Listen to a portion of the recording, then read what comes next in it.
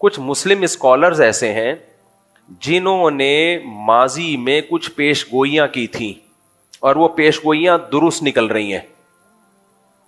خوب اچھی طرح سمجھو. اور وہ پیش گوئیاں ان کا دعویٰ یہ تھا ہم نے قرآن و حدیث کی روشنی میں کی ہیں. حدیث میں آتا ہے یوں ہوگا, حدیث میں آتا ہے یوں ہوگا. تو انہوں نے بہت ساری پیش گوئیاں کی.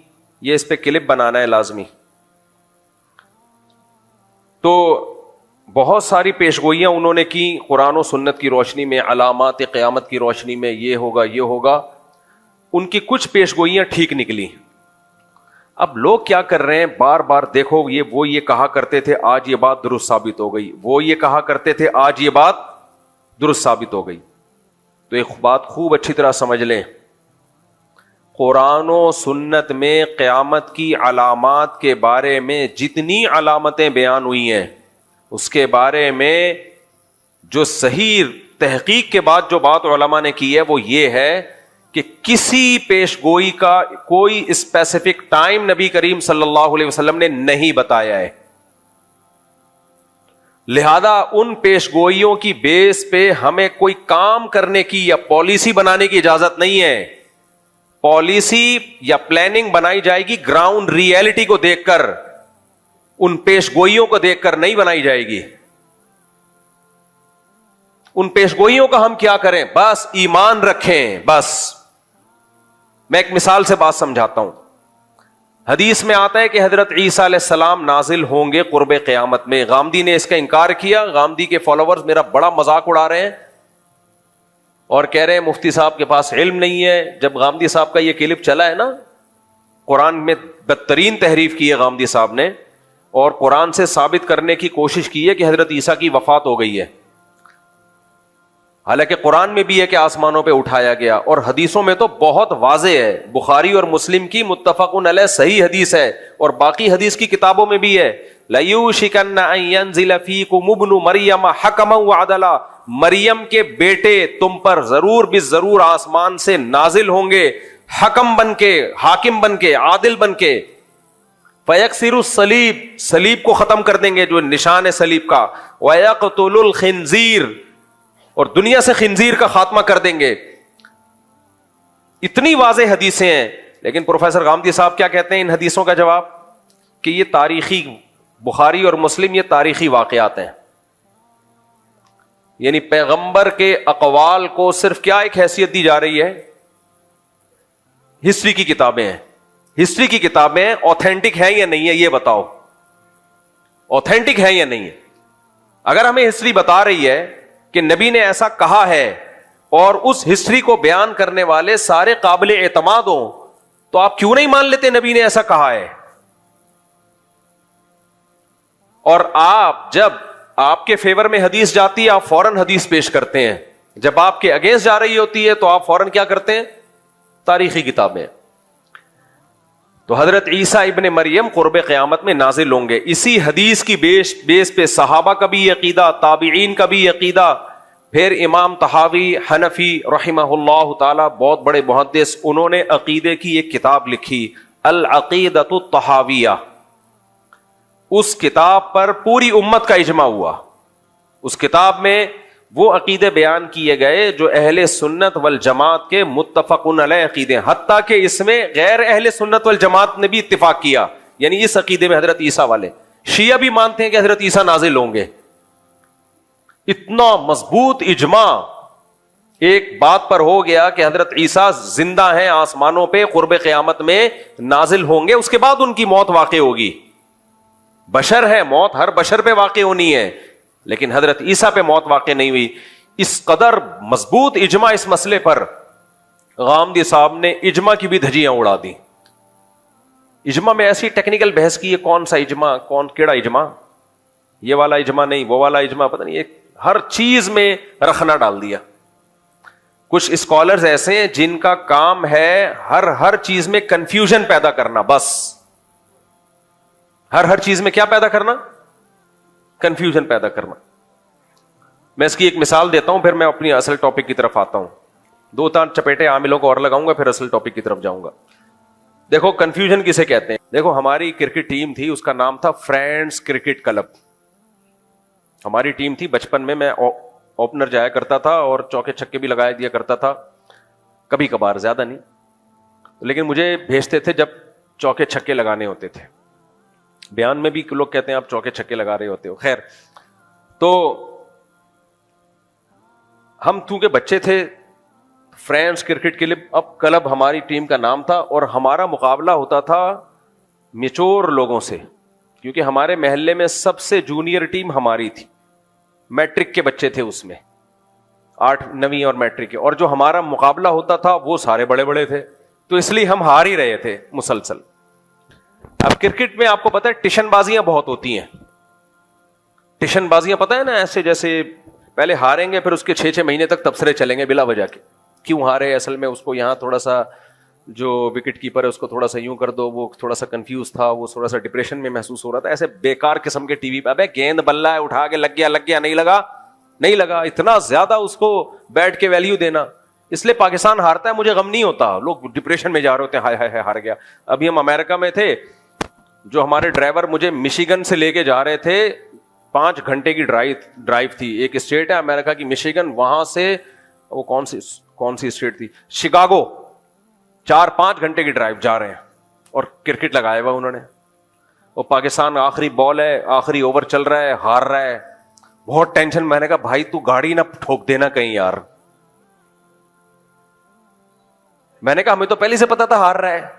کہہ رہے ہیں آپ کو کیسے پتا؟ میں نے کہا پتا ہے, سب کو پتا ہے کہ کیا ہوگا, اس میں کون سی ٹینشن کی بات ہے. کہہ رہے نہیں آخری اوور ہے, جیتنے کا پورا چانس ہے.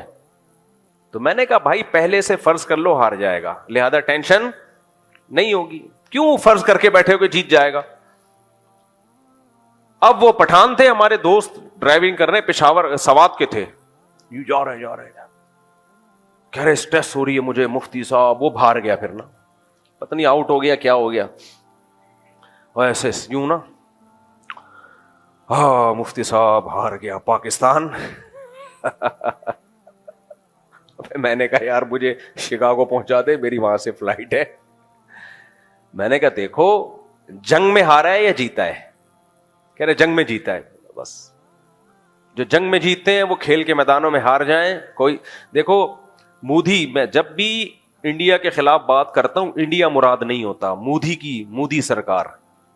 انڈیا تو ہمارا پڑوسی ملک ہے, وہاں اردو بولنے والے ہیں, ہندی اردو ایک ہی زبان ہے, بہت سی چیزوں میں کلچر سیم ہے. 2010-11 تک وہاں کی جو گورنمنٹ تھی وہ پاکستان سے دوستی کی قائل تھی. دونوں ملکوں کے ویزے مل رہے تھے, دونوں ملک اکنامکلی ترقی کر رہے تھے, سمجھوتا ایکسپریس چلائی جا رہی تھی. یہ تو مودی نے آگے بیڑا گرک کیا ہوا ہے. تو ہندوستان کے عوام کو اگر ہندوستان کو بچانا ہے تو مودی کو ہٹاؤ, کسی انسان کے بچے کو لے کر آؤ, اس صحیح آدمی کو لے کر آؤ. تو میں نے ان سے کہا, میں نے کہا دیکھو انڈین فلموں میں انڈیا بہت اچھی فائٹ کرتا ہے, اللہ معاف فرمائے, کچھ فلمیں میں نے بھی بچپن میں دیکھی ہیں, اللہ معاف فرمائے, توبہ کر لی ہے. تو ہم پاکستانی فلم جب دیکھتے تھے تو اس میں جو مکہ لگاتا تھا نا ہیرو, ہمیں نظر آ رہا ہوتا 6 فٹ دور سے جا رہا ہے وہ مکہ, بھیشن کی آواز ایسے آ رہی جیسے ایٹمی دھماکہ کیا ہے, اور ہیرو نے جس کو مکہ مارا ہے نہیں, یہاں سے گھمایا ہے, اور وہ حبیب بینک کی بلڈنگ سے اڑتا ہوا جا کے کراس کر کے گر رہا ہے. یہ فلموں کا حال تھا ہماری. تو یہ فلموں کی فائٹ ہے, سمجھ رہے ہو. انڈین فلموں کی فائٹ ایسی نہیں ہے. انڈین فلموں میں ایسا لگتا ہے کہ لگ گیا ہے ناک پہ, اور وہ ڈھن کی آواز نہیں آئے گی, تھوڑی سی انہوں نے اتنی رکھی ہوئی جتنی ناک پہ لگنے سے آنی چاہیے. تو میں نے کہا بھائی فلمی دنیا کے وہ ہیرو ہیں, اس میں 2 رائے نہیں ہو سکتی. ریئل لائف میں اس طرح لڑیں. ریئل لائف میں جب ہمارا فوجی مودی کے کسی بندے کو مکہ مارے گا تو ناک پھوڑ دے گا, اور وہی دھماکے کی آواز آئے گی جو فلموں میں آیا کرتی تھی, سچی مچی میں آئے گی وہ. تو ہارنے دو, کرکٹ کے میچوں میں کچھ نہیں ہوتا میرے بھائی. قوموں کی تقدیریں کرکٹ کے میچوں سے نہیں بنتی, میدان جنگ میں بنتی ہیں. ہمارے فوجی کے پاس جذبہ ہے کہ ہم اللہ کے لیے لڑ رہے ہیں, ملک مسلمانوں کا ہے, لڑ کس کے لیے رہے ہیں؟ اللہ کے لیے لڑ رہے ہیں. ان کے پاس کیا جذبہ ہے؟ آپ میڈیا پہ دیکھ لو, ہمارے فوجی کی لاش جب گھر میں آتی ہے تو اس کی ماں کا بیان سنا کرو, کہتی مجھے فخر ہے میرے بیٹے نے اللہ کے لیے جان دی ہے. ان کے فوجی کی لاش جب گھر میں جاتی ہے ان کی ماؤں کا چیخنا سنا کرو. وہ کہتے ہیں مودی نے مروا دیا. تو اس لیے وہ دوبارہ میں ان بھائی سے جو ان کا نام بھی مجھے یاد ہے یار, شاہد نام تھا, شاید شاہد یا عزیز نام تھا, وہ نہیں جو ولاگ میں بھی مچھلی بنا رہے تھے. ابے جو ولاگ میں نے مچھلی پکڑی تھی پھر وہ پکا رہے تھے, عزیز نام تھا, جو بھی تھا بہرحال. تو میں نے ان سے کہا, میں نے کہا بھائی چھوڑ دو کیا ہے مسئلہ ہے, لیکن خیر ایسے جذباتی ہو رہے ہوتے ہیں میچ دیکھ دیکھ کے, ڈپریشن میں جا رہے ہوتے ہیں پاگل. کم چیزیں پہلے ڈپریشن کے لیے. جیت گیا ہے تو ٹھیک ہے خوشی منا لو, چلو جیت گیا, ہار گیا تو بولو کوئی ایسی بات. یار واقعات یاد آتے ہیں نا. ٹینشن دور کرنے کے نا کچھ ٹیکنیکل طریقے ہیں, وہ ٹیکنیکل طریقے اختیار کیا کرو. میں اکثر بتاتا ہوں نا, ایک صاحب مجھے کہنے لگے میں نے ایک بندے کا قرضہ دینا ہے, بہت ٹینشن میں ہوں. میں نے کہا ٹینشن تو پارسل کر دے. آپ کے کندھے پہ بہت بوجھ ہو, 10 کلو کی بوری رکھی ہوئی ہو, آپ ٹینشن میں ہو, بوری کسی اور کے سر پہ رکھ دو گے تو آپ کی ٹینشن کیا ہو جائے گی, ختم. کہہ رہے میں بہت ٹینشن میں ہوں, میرے اوپر اتنا قرضہ اتنا قرضہ اتنا. اصل وہ مجھ سے پیسے مانگنے آئے ہوئے تھے. پہلے ادھر ادھر سے قرضے لے کے نا کاروبار کے لیے لوگ ڈرامے بازی کیا کرتے ہیں, جیب میں دھیلا نہیں ہے اور شاہد انور کی ویڈیوز دیکھ دیکھ کے کروڑ پتی بننے کا شوق پیدا ہو جاتا ہے ان کو. تو پھر کیا کرتے ہیں, غریبوں کو اس نے اتنی گالیاں دی ہے نا کہ یہ جا رہے ہوتے ہیں ٹینشن میں, اب جیب میں دھیلا ہے نہیں. پھر غفار سے 10 لاکھ روپے پکڑے, جمشید سے 20 لاکھ روپے پڑے, وسیم سے اتنے لاکھ روپے پکڑے. بھائی شریعت کہتی ہے کاروبار کرو, اچھی بات ہے, نہیں ہو رہا تو صبر کرو یار. اللہ کسی کو بہت مال و دولت دے گا, کسی کو غریب رکھے گا. یبسط الرزق لمن یشاء ویقبض, جس کو چاہتا ہے اللہ روزی کے دروازے کھول دیتا ہے, جس کو چاہتا ہے تنگ کر دیتا ہے. صبر کرو. نہ صبر نہیں ہے. وہ شاہد انور کی گاڑیاں دیکھ دیکھ کے, بنگلے دیکھ دیکھ کے, میرے پاس بھی ایسی گاڑی ہو, میرے پاس بھی ایسا بنگلہ ہو, ہے نہیں. دکان پکوڑوں کی, باتیں کروڑوں کی. تو وہ کیا کرتے ہیں, ادھر سے جمشید کو بیوقوف بنا کے 10 لاکھ روپے. ایک بیوقوف بنانے کا طریقہ مارکیٹ میں زبردست آیا ہے. سوال پیدا جمشید نے 10 لاکھ دے کیوں دیے, تو میں بتاتا ہوں کیوں دیے. ہوتا یہ ہے, یہ لوگ ڈرامے باز کیا کرتے ہیں, میرے پاس کیسز آئے ہیں, ہوائی بات نہیں کر رہا, فرضی باتیں نہیں ہیں. یہ ڈرامے باز کیا کرتے ہیں, رفیع بھائی سے رابطہ کیا. اب رفیع بھائی کی چکی کے آٹا چل رہا ہے, میں نے کوئی کمیشن نہیں کھایا ہوا ان کا, جو ان کی چکی کے آٹے کی بتا رہا ہوں, مثال دے رہا ہوں. چکی کا آٹا چل رہا ہے, چلتا ہوا بزنس ہے, زبردست آٹا ماٹا بہترین. رفیع بھائی سے رابطہ کیا. رفیع بھائی ایک جمشید ہے, وہ آئے گا یہ چکی دیکھنے کے لیے, اس کو بول دینا یہ کاروبار میرا ہے, آپ کا نہیں ہے. اور ہو سکتا ہے کچھ کھانچا بھی, پیسے بھی پکڑا دیے. جو بھی آئے بولنا ہاں بھائی اس کا ہے. اب 2-4 بندے آئے, انہوں نے دیکھا یار اس کا تو چلتا ہوا بزنس ہے, آٹا اس کا اتنا دنیا میں جا رہا ہے. اس طرح بیوقوف بنایا لوگوں کو. دوسروں کا کاروبار کس کے نام پہ شو کیا, اپنے نام پہ. اچھا, ادھر جمشید سے لیے 10 لاکھ اور اگلے مہینے جمشید کو پروفٹ دے دیا 1 لاکھ. جمشید کی تو سبحان اللہ یار, 10 لاکھ پہ ہر مہینے کیا مل رہا ہے, 1 لاکھ. 10 مہینوں میں تو یہ فوراً ریکوری, یہ سچی مچی میں ہو رہا ہے فراڈ. ادھر وسیم کو بولا ابے ادھر آ, میرا چلتا ہوا بزنس ہے, جمشید سے جا کے پوچھ, 10 لاکھ لیے تھے, ہر مہینے 1 لاکھ پروفٹ دے رہا ہوں اس کو. وسیم نے کچھ کہے بغیر ہی 20 لاکھ پکڑا دیے کہ اس کو 1 لاکھ دے رہا ہے تو میرے کتنے ہوں گے, 2 لاکھ. 2-3 بندوں کو دیے. اب محلے والے خود ہی آئیں گے آپ کے پاس. اب آپ نے تھوڑے سے نخرے دکھانے ہیں. کیا دکھانے, نخرے. اب آئے گا غفار, یار سنا ہے آج کل بڑا پروفٹ ہے, تیرے چکی کے آٹے چل رہے ہیں. اور صرف ایک بزنس تھوڑی, جوتوں کی دکان میں جا کے اس کو بولا, بندہ آئے گا اس کو بول دینا میرا ہے. کس کا بزنس ہے, میرا بزنس, اپنا نہیں ہے, میرا ہے, اس کے پیسے لے لے تو اتنے. اب 2 بندوں کو تو آپ نے بیوقوف بنایا, باقی خود بیوقوف بننے کے لیے آپ کی خدمت میں حاضر ہوں گے.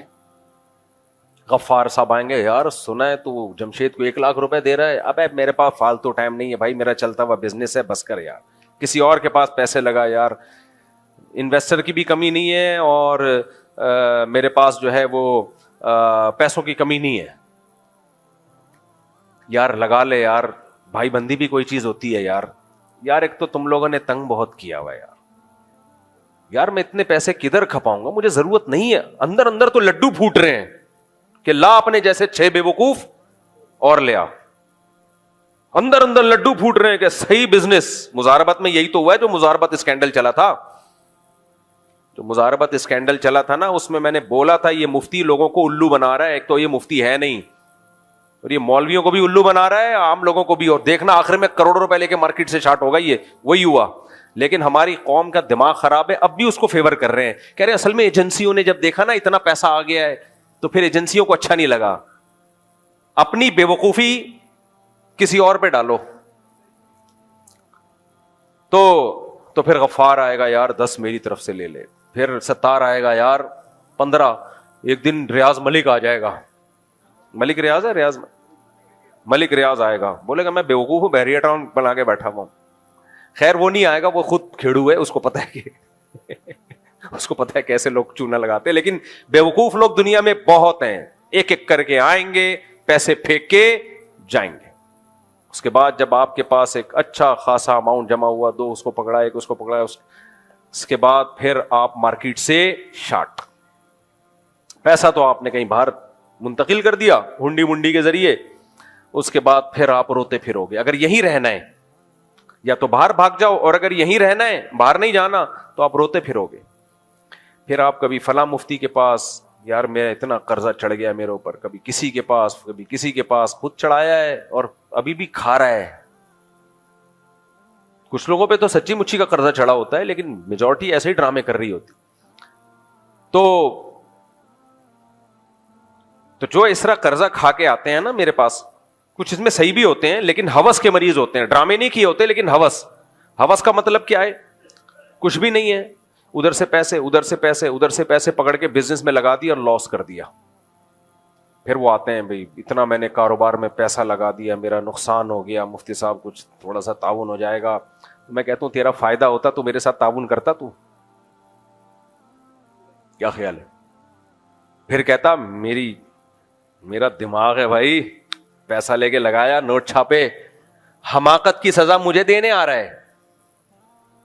جب تجھے کچھ تجربہ ہے نہیں, لوگوں کا پیسہ ٹھوک دیا تو نے, اس حماقت کی سزا کی تلافی حماقتیں تو کرے, تلافی کون کرے؟ زکوٰۃ صدقے کے پیسوں سے, وہ لوگوں کی امانتوں سے یا اپنے پیسوں سے. میں نے کہا بھائی لوگ ہمیں اس لیے امانتیں نہیں دیتے کہ تم جیسے بے وقوفوں کے ساتھ ہم کیا کریں, تعاون. میرا اعلان یاد رکھو, کسی نے بھی کاروبار کے نام پہ قرضہ لے کے ڈبویا ہے, نہ میری فاؤنڈیشن اس کے ساتھ مدد کرے گی, نہ میں کوئی زکوٰۃ صدقے کے نام پہ لوگوں کی امانت اس کو دوں گا. بھوک سے مر رہا ہو مر جائے, ہاں بالکل مرنے لگے گا تو 2 نوالے ڈال دوں گا, زندہ رہ جائے بس. وہ تو اپنے خرچے پہ بھی کر لیتا ہے, تو مرنے لگے تو بتا دینا. بھائی ہوس ہے, نوٹ چھاپنے کا شوق ہوتا ہے, کروڑوں روپے کے قرضے میں ڈوب جاتے ہیں, پھر بھیک مانگتے پھرتے ہیں. اور یہ ایک ذہن میں رکھو, ایسے لوگ بھیک لے کے بھی اس کو بھی کاروبار میں لگاتے ہیں, وہ بھی گھر پہ نہیں خرچ کریں گے. دیکھو ہمارے تجربوں سے فائدہ اٹھا لو. ہم نے اسی ملک میں انہی لوگوں میں زندگی گزاری ہے. پیسوں کے نام پہ کسی کے 2 آنسو دیکھ کے مت پھسل جا کرو, بہت فراڈ ہوتا ہے. تمہاری جیب میں جب پیسے نہیں ہیں تو تم دوسروں سے قرضہ لے کے کیوں کاروبار کر رہے ہو؟ یا تو تمہارے باپ دادا کو کوئی صدیوں سے بزنس چلا آ رہا ہو نا, پھر ایک الگ بات ہے. نارمل آدمی کچھ بھی نہیں ہے, قرضے لے کے لوگوں کے پیسے ڈبو رہا ہے بیٹھ کے. روکھی سوکھی کھاؤ, 2 ٹائم کی سوکھی روٹی چائے میں ڈبو کے کھایا کرو, خوش ہوا کرو. لوگ کہتے ہیں کہنا آسان ہے, عمل مشکل ہے. مشکل عمل ہے 3 دن تک, چوتھے دن عادت پڑ جائے گی. روزہ رکھنا 3 دن مشکل ہوتا ہے, چوتھے دن یوز ہو جاتا ہے آدمی. سمجھ رہے ہو؟ حاضر روزے میں تو بھوکا پیاسا رہتا ہے, یا تو پھر بھی کوئی آپ کو کچھ نہ کچھ مل رہا ہے. تو انسان کو اللہ نے باڈی میں بڑی لچک رکھی ہے, جس چیز کا عادی بنائے بن جاتا ہے عادی. تو اس لیے غربت کا بھی عادی بنے گا, 3 دن 4 دن 1 مہینہ, اس کے بعد عادی ہو جائے گا. ایک آدمی گیا نا, غریب آدمی, نجومی کے پاس, کہا یار میرے ہاتھوں کی لکیریں دیکھ کے بتاؤ کیا ہونے والا ہے. اس نے کہا کہ تو 10 سال تک مزید غریب رہے گا. یہ خوش ہو گیا, کہہ رہے اس کے بعد, کہہ رہے پھر تجھے غربت کی عادت پڑ جائے گی, پھر تجھے غریب رہنے کی یعنی ٹینشن ختم ہو جائے گی تیری. تو خیر